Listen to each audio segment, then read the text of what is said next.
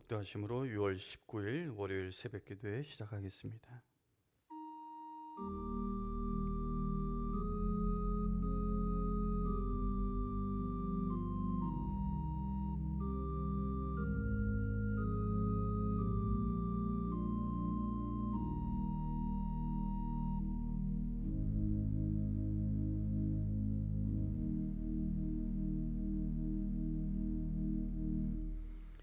새로운 한 주간을 열어주신 하나님 감사합니다.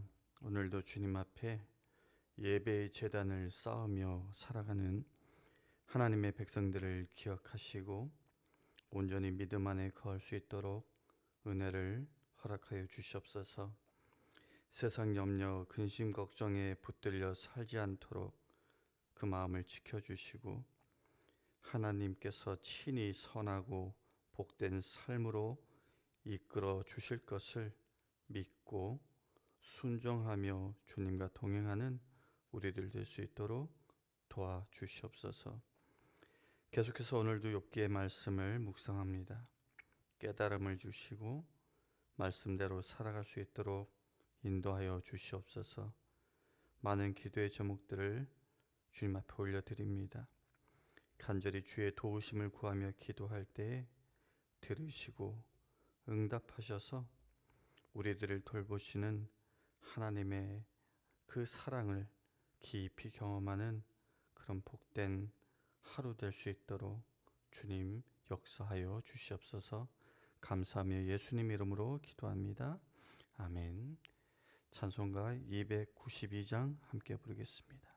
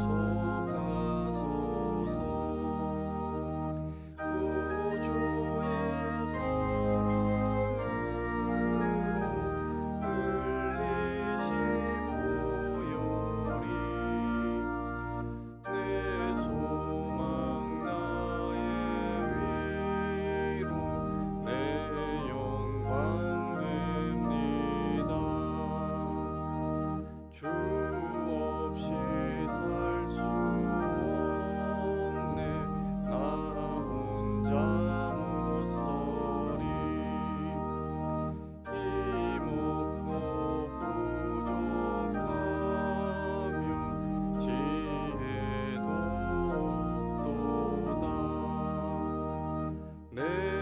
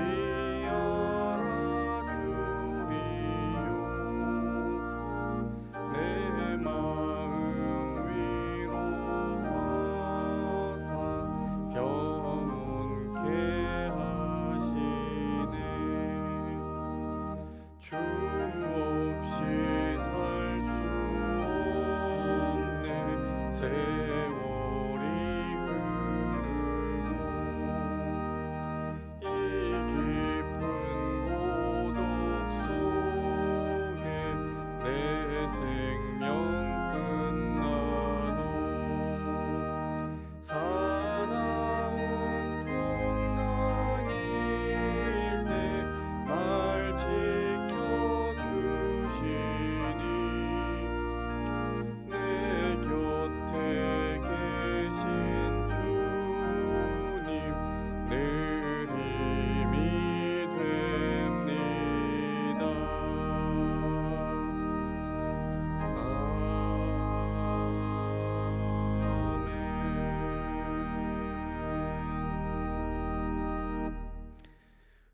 우리에게 주시는 하나님의 말씀 욥기 28장 12절에서 19절까지의 말씀입니다. 제가 봉독해 드리겠습니다. 그러나 지혜는 어디서 얻으며 명철이 있는 곳은 어디인고 그 길을 사람이 알지 못하나니 사람 사는 땅에서는 찾을 수 없구나. 깊은 물이 이르기를 내 속에 있지 아니하다 하며 바다가 이르기를 나와 함께 있지 아니하다 하느니라. 순금으로도 바꿀 수 없고 은을 달아도 그 값을 당하지 못하리니 오빌의 금이나 귀한 청옥수나 남보석으로도 그 값을 당하지 못하겠고 황금이나 수정이라도 비교할 수 없고 정금 장식품으로도 바꿀 수 없으며 진주와 벼곡으로도 비길 수 없나니 지혜의 값은 산호보다 귀하구나. 구스의 황옥으로도 비교할 수 없고 순금으로도 그 값을 헤아리지 못하리라. 하나님의 말씀입니다. 오늘 욥기 28장은 지혜에 대한 찬양이라 하겠습니다. 그동안 욥과 세 친구들은요, 긴 논쟁의 과정에서 지혜의 성격과 기원에 대해서 논쟁을 한 적이 있긴 해요.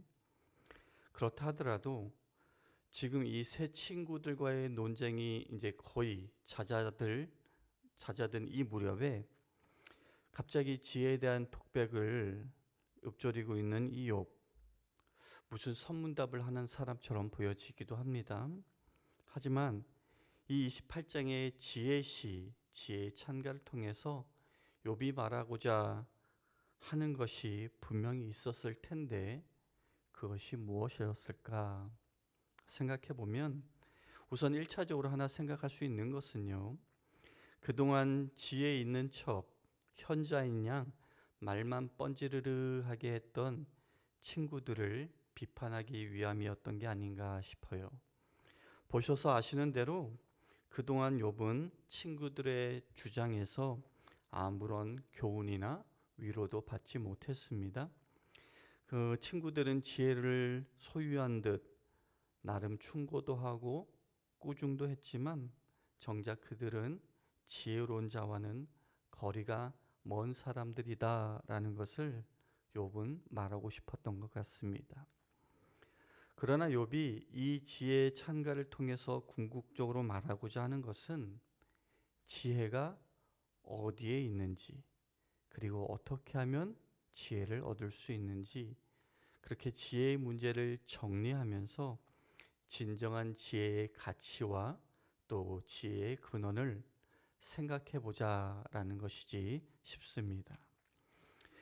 그래서 욥은 지혜의 가치가 어느 정도인가라는 것을 말하기 위해 먼저 세상의 가치 있는 보화를 찾아내는 인간의 노력에 대한 그 비유로 이야기를 풀어갑니다. 읽지는 않았지만 오늘 28장 1절에서 11절이 그 내용인데요. 여기서 이제 주된 질문은 광석 또는 보석의 장소와 거기에 이르는 길입니다. 다시 말해 어디 그리고 어떻게의 문제를 다루고 있는 거죠. 3절 4절의 내용을 제가 세 번역으로 읽어보겠습니다. 광부들은 땅속을 깊이 파고 들어가서 땅속이 아무리 캄캄해도 그 캄캄한 구석구석에서 광석을 캐어낸다. 사람이 사는 곳에서 멀리 떨어진 곳, 사람의 발이 가 닿지 않는 곳에 사람들은 갱도를 판다. 줄을 타고 매달려서 외롭게 일을 한다. 우선 보석이 숨겨진 장소로 욥은 땅속 깊이, 깜깜한 땅속, 멀리 떨어진 곳, 사람의 발이 가 닿지 않는 곳이다 라고 얘기하고 있고요.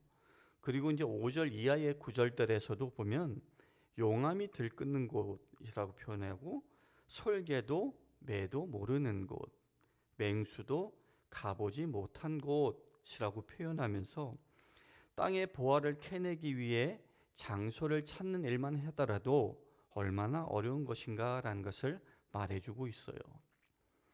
그런데 운 좋게 그 위치를 찾아냈다 하더라도 바로 쉽게 그 보화를 캐낼 수 없는 것은 어떻게 그곳까지 이르는가, 그것조차도 어렵다라는 것을 욥은 이야기합니다. 용암이 들끓는 땅 속에 갱도를 파고 줄을 타고 매달려야 하고 바위를 깨야 하고 산을 그 밑 뿌리까지 파 들어가야지만 진귀한 보물이 숨겨진 곳에 이룰 수 있다라고 이제 1절에서 11절 사이 본문에서 얘기하고 있는데요. 그렇게 보화를 채굴하는 것이 어렵다라는 것을 다시 강조하고 있는 것이죠. 그러면서 그렇게 어려운데도 불구하고 보물을 끝까지 찾아내어서 소유하는 그 어려운 것을 해내고 마는 인간의 노력과 집요함을 부각시키는 것이 10절과 11절의 말씀입니다. 세 번역입니다. 바위에 굴을 뚫어서 각종 진귀한 보물을 찾아낸다. 강의 근원을 찾아내고 땅에 감추어진 온갖 보화를 들추어낸다. 이렇게 값진 광물을 찾기도 채굴하기도 정말 어렵기는 하지만 그래도 어떻게 해서든 노력하면 가질 수 있는 것이 세상의 보석들인데 지혜는 전혀 그렇지 않다라는 것이 이제 욥이 말하고자 하는 것입니다. 오늘 본문 12절에서 14절인데요. 그러나 지혜는 어디서 얻으며 명철이 있는 곳은 어디인고 그 길을 사람이 알지 못하나니 사람 사는 땅에서는 찾을 수 없구나. 깊은 물이 이르기를 내 속에 있지 아니하다 하며 바다가 이르기를 나와 함께 있지 아니하다 하느니라. 지혜는 땅의 보물을 얻는 그 정도의 노력으로는 이 세상 어디에서도 얻는 것은 고사하고 찾을 수조차 없다라는 것이고요. 그렇기 때문에 지혜는 그 어떤 보화보다도 고귀한 가치를 지니고 있다라고 지금 욥은 말하고 있는 겁니다. 그렇게 지혜는 어디에 있는지 알려진 바가 없을 뿐만 아니라 사람들은 그 지혜의 가치를 알지도 못한다라고 욥이 말하고 있는데요. 그 내용이 13절입니다. 그 길을 사람이 알지 못하나니. 여기서의 길은 지혜가 어디에 있는지 거기로 가는 영어로 얘기하면 way 아니면 path를 말하는 것이 아니고요. 값, 그러니까 price, 아니면은 value, worth 같은 가치를 뜻하는 단어입니다. 그래서 세 번역에는 길이라고 하지 않고요. 가치라고 번역한 것을 보실 수가 있어요. 아무튼 15절 이하에 보면 욥은요. 금, 은, 남보석, 수정, 여러 옥 등등 저한테는 하나도 없는 것들을 언급하면서 그것들은 지혜와 비교할 때 비교조차 할 수 없는 것들이다. 다시 말해서 지혜가 그 어떤 보석보다도 가치가 있다. 아니 가장 값진 것임을 말하고 있는 것이기도 한데요. 동시에 삶의 궁극적인 가치가 물질에 있지 않다라는 것을 말하고 있는 것이기도 합니다. 아무튼 오늘 본문 23절에서 욥이 이렇게 얘기합니다. 하나님이 그 길을 아시며 있는 곳을 아시나니. 하나님이 그 길을 아시며 있는 곳을 아시나니. 왜냐하면 하나님은 무소부재하시고 만물의 창조자이시기 때문이죠. 하나님께서 세상을 창조하실 때에 27절인데요. 또 세 번역으로 읽어드릴게요.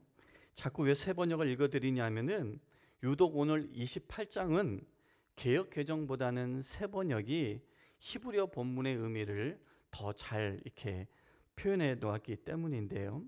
27절 바로 그때에 그분께서 지혜를 보시고 지혜를 칭찬하시고 지혜를 튼튼하게 세우시고 지혜를 시험해 보셨다.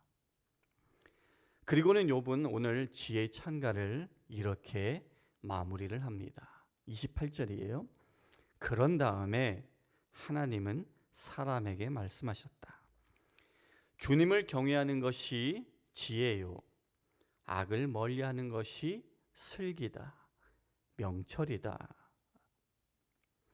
인간은 도무지 지혜를 발견할 수 없고 하나님만이 그 길을 아시는데, 인간이 지혜의 그 길을 터득하기 위해 할 수 있는 유일한 일은 오직 하나님 경외하는 것 뿐이다 라는 이것이 오늘 28장 전체의 주제입니다. 지혜하면 떠오르는 대표적인 인물, 아마도 많은 분들이 솔로몬을 생각하실 텐데요. 이런 사람이 있습니다. 미국 제25대 대통령이었던 윌리엄 맥킨리. 이 맥킨리 대통령이 이제 선서 단상에 올라가서 이렇게 속으로 기도했다라고 해요. 하나님, 저에게 지혜를 주셔서 제게 주어진 막중한 일을 잘하고 나라를 잘 통치할 수 있도록 도와주시옵소서. 그런데 지혜는요, 맥킨리 대통령이나 솔로몬 왕에게만 필요한 것이 아니라 우리 모두에게 반드시 필요한 것입니다. 세상의 그 어떤 것보다도 가장 값진 지혜. 그러나 지혜는 광물처럼 노력해서 얻을 수 있는 것이 아니고 세상 지식처럼 열심히 공부해서 쌓을 수 있는 것이 아니라 오직 하나님께로부터만 오는 것이다 라고 성경은 증언하고 있습니다. 그러면 하나님을 통해서만 깨달아지는 그 지혜를 어떻게 받을 수 있는가? 아까 마지막 절에서 보았죠? 하나님을 경외함으로부터. 우리가 하나님을 경외하며 산다라는 것은 항상 하나님을 의식하며 경건한 두려움을 가지고 산다는 것을 의미하는 것이고요. 하나님의 뜻에 반하는 죄를 미워하는 것이고, 거꾸로 하나님께서 명하신 대로 기쁨 가운데 순종하며 사는 것을 의미합니다. 여러분은 지혜롭게 살기 위해서 어떤 노력을 하고 계시는지요? 정말로 지혜의 가치를 인정하고 지혜가 하나님께 속한 것임을 시인하고 하나님을 경외하며 살고 계시는지, 그렇게 사는 줄로 믿습니다. 혹 그러지 못했다면, 좀 부족했더라면 이제부터라도, 오늘부터라도 다시 새로운 심령으로 그렇게 살아가시길 바랍니다. 과거에 어떻게 살았는지는 중요하지 않습니다. 새 은혜를 받으면요, 새 사람이 되고 새 인생을 살아가게 됩니다. 지혜의 원천 되신 하나님을 만나면 지혜롭게 살아가게 될 줄로 믿습니다. 매일매일 주님과 교제하며 하나님을 기쁘시게 하고 영광을 돌리는 그런 지혜로운 성도님들 되시기를 주님의 이름으로 간절히 축원합니다. 말씀을 기억하며 잠시 기도하겠습니다.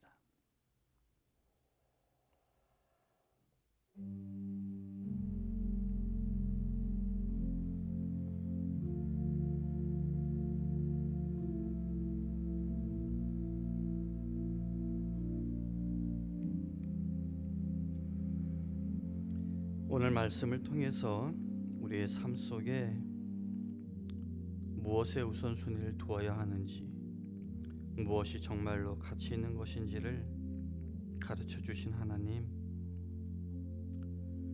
우리는 말로는 지혜가 귀하다고 하지만 정작 세상의 물질이 더 중요하다 여기며 그것을 추구하며 살아가는 인생은 아닌지 돌아보길 원합니다. 지혜가 그 어느 것보다도 값진 것임을 깊이 깨닫고 그 지혜가 하나님께 속한 것, 하나님으로부터만 주어지는 것임을 인정하고 하나님을 경외하며 살아가는 그런 지혜로운 자들 되게 하여 주시옵소서. 하나님 경외함이 지혜인 것을 잊지 않고 그렇게 얻은 지혜를 상실하지 않고 늘 깨어서 살아가는 우리 모두가 될 수 있도록 주님 함께하여 주시옵소서. 이제는 우리 주 예수 그리스도의 은혜와 하나님 아버지의 헤아릴 수 없는 사랑과 성령님의 감화 감동 교통 역사하심이 지혜의 원천 되신 하나님만 바라보고 의지하며 살아가는 모든 성도님들 머리머리 위에 지금부터 영원까지 함께 하시기를 간절히 축원하옵나이다. 아멘.